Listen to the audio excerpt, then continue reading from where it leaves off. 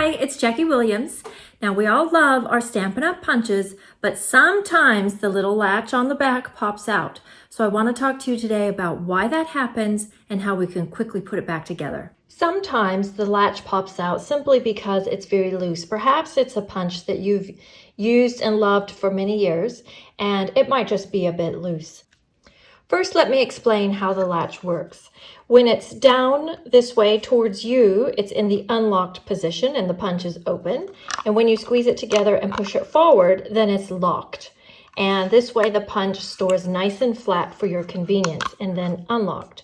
And you can see the little mechanism where it locks into if you open up the punch. So this is significant because the most common reason why this latch pops out is because someone is using the punch when it's in the locked position as such. Oh, there it went.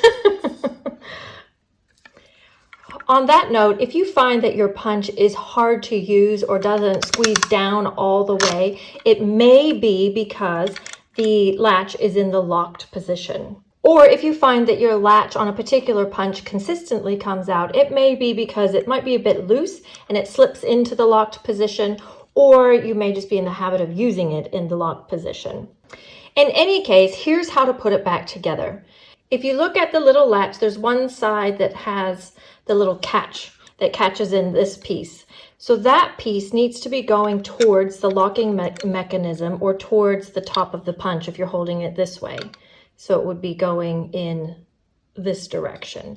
And if you try and push it in straight, it will be quite difficult to put in. But if you put it on kind of at a diagonal across that rectangle, then you've got a bit more room and you can just pop it in and then push it into the correct position. And there, then it's all fixed. I hope that helps you get a little more use out of your punches.